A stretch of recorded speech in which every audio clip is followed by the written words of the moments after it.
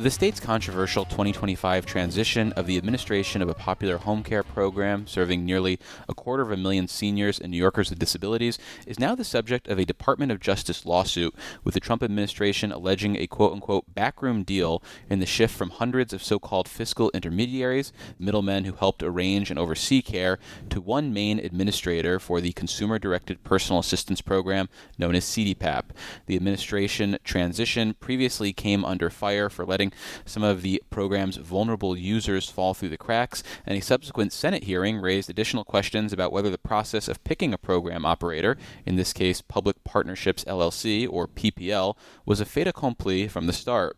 The Hochul administration has downplayed the significance of the federal complaint, which names top state health officials and alleges PPL misrepresented how much it would cost to administer this multi-billion-dollar program in order to make their bid more attractive to the state.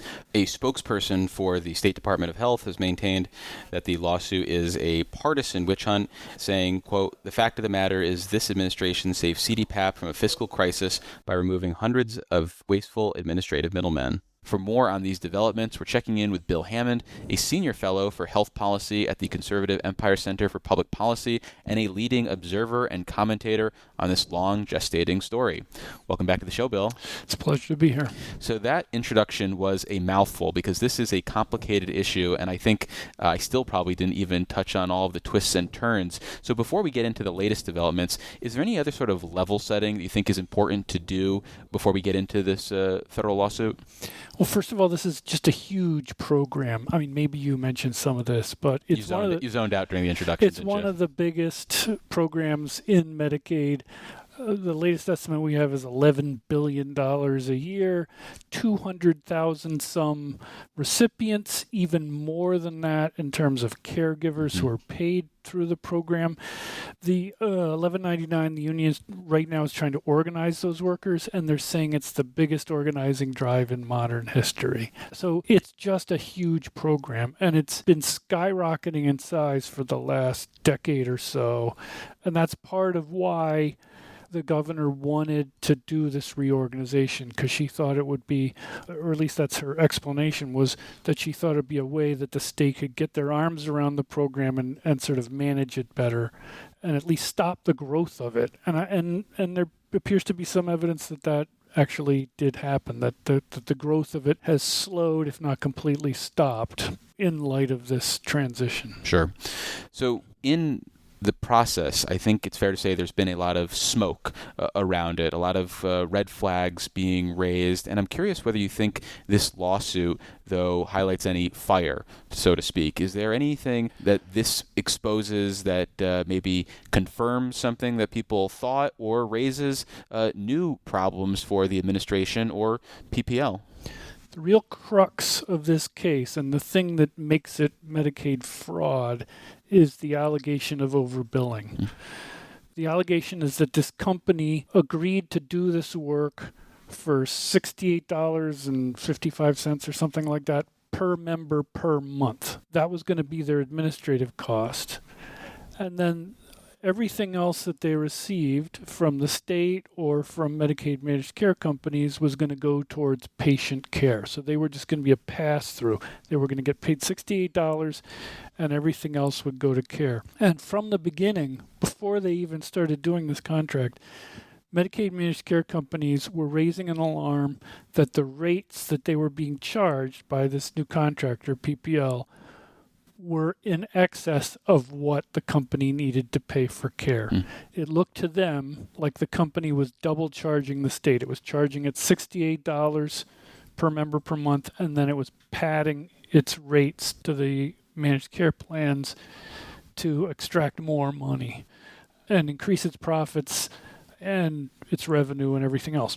This lawsuit confirms that, and in fact they quote internal communications from the company talking about how they could get away with doing this. They call it the hourly rate scheme, or hourly rate game, I believe. Neither sounds up on the up and up. So they were talking about it amongst themselves, but they were also approaching lenders. They needed to float loans for this, to take on this contract. They went to the lenders, and the lenders like, well, tell us about your revenue. And they explained, well, we can manipulate the rates, or at least that's what the lawsuit says. And if that's true, then they were violating the terms of the contract and charging New York State Medicaid more than they were entitled to receive, and that is the basis for saying that they were committing Medicaid fraud. The interesting wrinkle, though, is that it'll be interesting to see how this plays out, but the state was going along with it. The Medicaid managed care plans went to the state and they said, we think the PPL is overcharging us, and the message back from the health department was, just pay the rates. And in fact, they started in 2025. We're now in the middle of 2026. They're getting ready to set rates for 2027. The rates haven't come back down, right? They're like they've gone up. And so if it's true that the company's padding the rates, that pattern has apparently continued up until the present time. And that might explain why, in fact, the Justice Department wanted to name health department officials as sort of co-defendants in the suit, because they view the health department as collaborating in this overcharging. Yeah, and the lawsuit names the state health commissioner, Dr. James McDonald, as well as Medicaid director Amir Basiri, and I think it also names them in their personal capacity as well, which raises an interesting future dynamic of whether they're going to feel pressure, I imagine, to potentially flip upwards and say that maybe I was directed to do this by someone higher up the ladder. I mean, is that something that you're looking for in the story? I guess I'm not aware of the nuance of what it means to be sued in your personal capacity versus probably you're hiring your own attorney potentially. Yeah, probably means maybe the state doesn't indemnify you. I don't know, but I do think one possible outcome in any case like this is a settlement.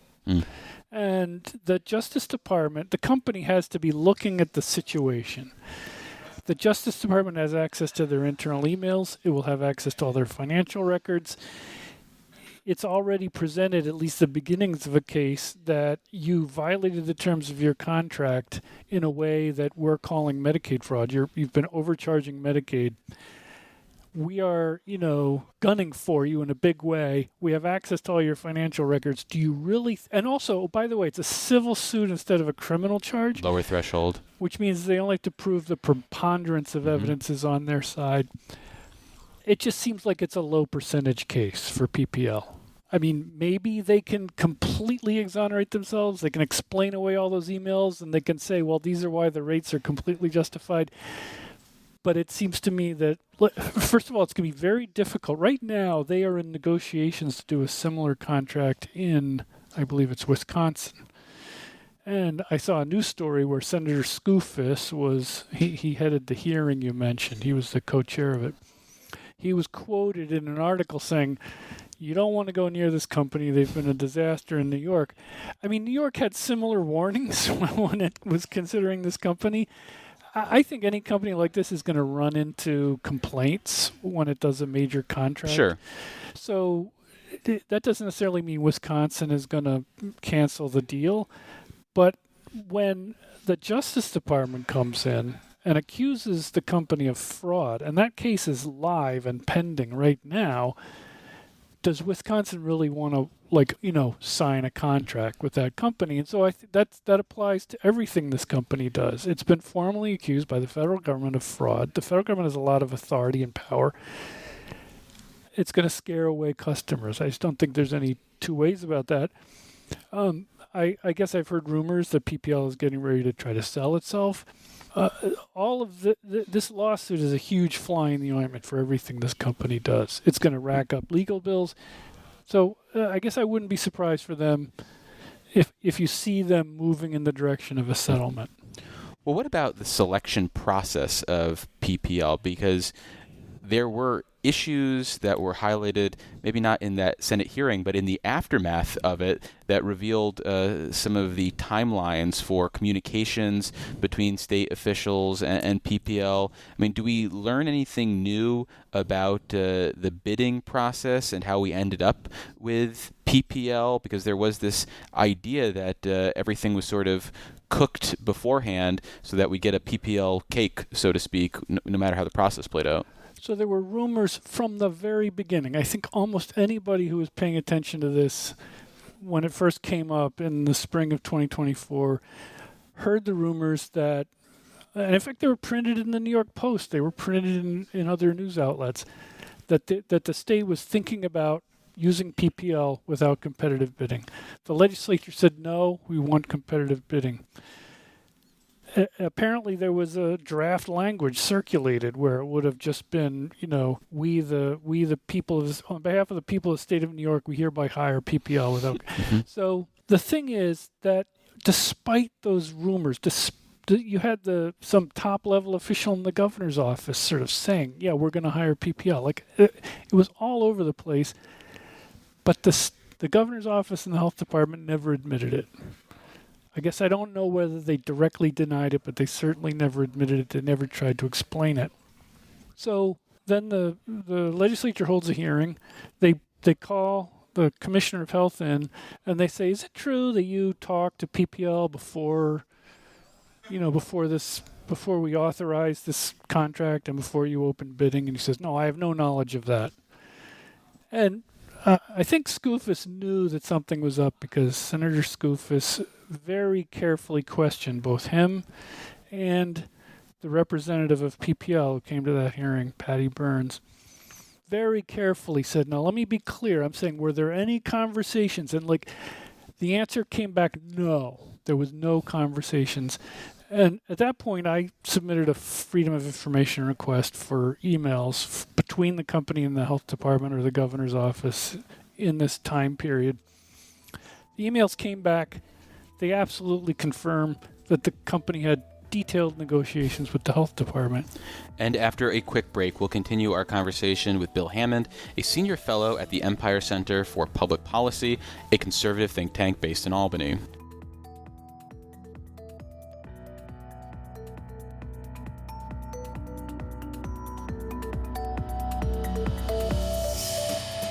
Support for the Capitol Press Room comes from O'Donnell & Associates, a public affairs firm providing strategic guidance to businesses and nonprofits on navigating policy and regulatory issues. More information is available at o'donnellsolutions.com. This is WCNY's The Capitol Press Room, and we're continuing our conversation about a federal lawsuit alleging Medicaid fraud against a company chosen by the Hochul administration to oversee a multi-billion-dollar home care program. State health officials and the program administrator, PPL, maintain their bid selection process and operations have all been on the up and up, and that this DOJ lawsuit is a partisan witch hunt. Our guest is Bill Hammond of the Empire Center for Public Policy, a conservative think tank in Albany, and before the break we were discussing documents he obtained confirming private communications between PPL and the state prior to them inking their contract to run the consumer-directed personal assistance program. So at that point, the health commissioner has been found to be, if not completely lying under oath, he's certainly giving the Senate the wrong impression under oath. And nothing happened. There was no follow-up. Now, I think maybe part of the reason for that, well, other than the fact that, the Senate leadership doesn't want to pick a fight with the governor, the Justice Department had gotten involved, and maybe they didn't want to tread on those toes. But anyway, so now the Justice Department comes out and says, well, everything you've read and seen and heard was true. They wanted PPL from the beginning. They were negotiating with them from the beginning. They've added some nuance that Amir Basiri, the Medicaid director, some evidence that he was kind of putting the thumb on the scale to help PPL win the contract once the bidding started. I think it's probably worth pointing out that that's not technically a charge in the lawsuit. They describe it in great detail. It's color. It helps explain, the landscape, I think. Well, what they charge the commissioner and the Medicaid director with is lying about a health plan that's funded by tax dollars, especially federal tax dollars. I mean, I guess I'm a little surprised that in and of itself is grounds for a federal lawsuit, but I don't think there's much question that there was some untruths told during the course of this whole process. And the bidding, the fact that it was a rigged bid in and of itself is not one of the accusations here. And maybe that's just because there's no federal law that was violated because this was a state bidding process.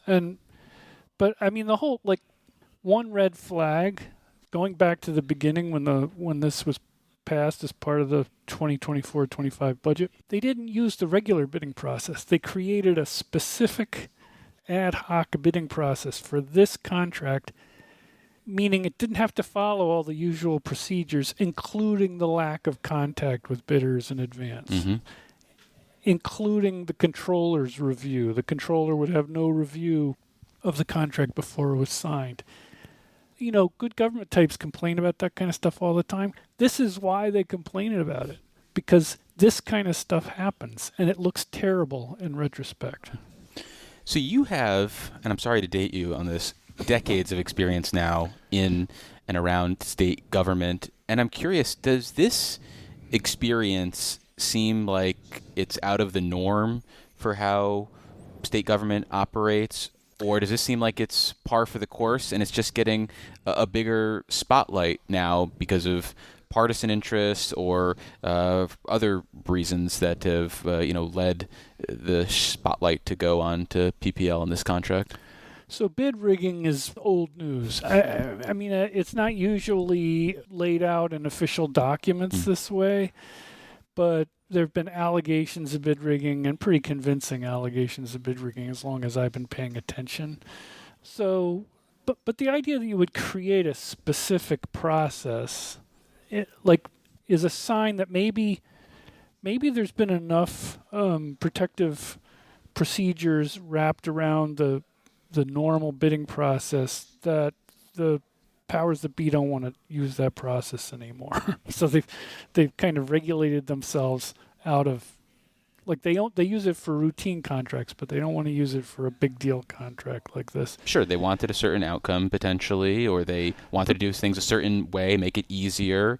And I mean, I think when there's maybe not necessarily a robust oversight climate, which is, I think, fair to say about the legislature here, they're not necessarily actively policing the executive. Maybe you feel emboldened to do things a certain way, to cut corners, so to speak, maybe.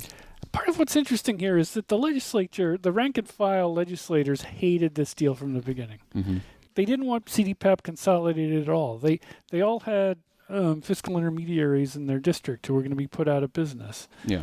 For good reasons and for bad, the legislature didn't like the deal. And the recipients of CDPAP were really leery of it. They anticipated correctly that it was going to be very disruptive and that their caregivers might be scared out of the program. Their care might be interrupted. And I think their fears ended up being warranted. But the legislature did it anyway. And I think that's like a tribute to how the budget gets done, that it's like a big ugly deal, and so they have to take the bad with the good, stuff they don't like with the stuff they do like. I remember going to a kind of long-term care conference not long after the budget was passed, and this topic came up. It was like a hot topic. And Senator Gustavo Rivera, the House chairman, was a speaker at this conference, and here he is. He's the Senate Health Chairman. He's like, I have no idea how this happened. And of course, I think he was kind of dancing around the role that 1199 played. To the healthcare union. The big healthcare union, which is now organizing the workers in the biggest organizing drive in modern history. They were the one interest group outside of government that supported this transition. And they were enough in the context of last-minute budget negotiations. They were enough to push it over the finish line. It also had support, I gather, from the Assembly leadership. It was a classic last-minute deal with special interests involved, a lot of money on the line. I kind of forget where this question started. Is this par for the course? Is this Albany? Is this what we expect? And we're just finally taking a look at the sausage making. Remember the Buffalo Billion? I do. I'm old enough. I mean, at one point, somebody looked at the bid specifications and like some of the parameters of what the construction company had to have in its background were custom tailored to a particular company. And that's common, though. And that's what blew the whole thing up. Like, that discovery of reading the bid specifications is, I think, with the beginning of the end for the Buffalo Billion. It's more than a decade ago now, but I remember when I was covering the New York Racing Association, they're looking for a public relations firm to help them out in Saratoga Springs. And they say it would be helpful if you have existing relationships with Dunkin' Donuts and this local grocery store chain and this local jewelry store chain. Well, guess what? Their current partner had those relationships, and you'll never guess who was able to secure that bid again. Yeah. So it's kind of like, if you come in with fresh eyes, you are scandalized by all of this. But if you are constantly watching this unfold at the state level, at various levels of bidding, it's kind of like, yeah, this is a par for the course. This is how the bread gets buttered. But now we're seeing them and say, hold on, maybe not. But again, as you pointed out, bid rigging is not the issue here. It's the overcharging, and bid rigging is just some of the flavor, some of the added seasoning we're throwing on the story. Well, I mean, another thing that makes the situation unique is just the scale of it. Mm-hmm. Again, it's such a large program. It's a large contract. A lot of people were affected. It was very visible. Even though it was negotiated behind the scenes, there were protests outside the governor's office. Sure. She was being hounded. There was news coverage, very close news coverage of every wrinkle of this deal. And they apparently didn't care. Like, they knew they were being watched, and they did all of these things anyway. And it was kind of an open secret that the bid was being rigged. And they thought, and maybe they ultimately will get away with brazening it out because again, that's not what they're being charged with. Well, unfortunately, that's all the time we have for this conversation. We've been speaking with Bill Hammond. He's a senior fellow for health policy at the Empire Center for Public Policy. Bill, pleasure to see you in the studio. You've made my third decade a pleasure. And before we go, I want to note that PPL maintains that they were selected through a transparent, competitive process, and that they are proud of the work that they've done to deliver greater accountability, consistency, and support to the hundreds of thousands of New Yorkers that rely on the CDPAP program.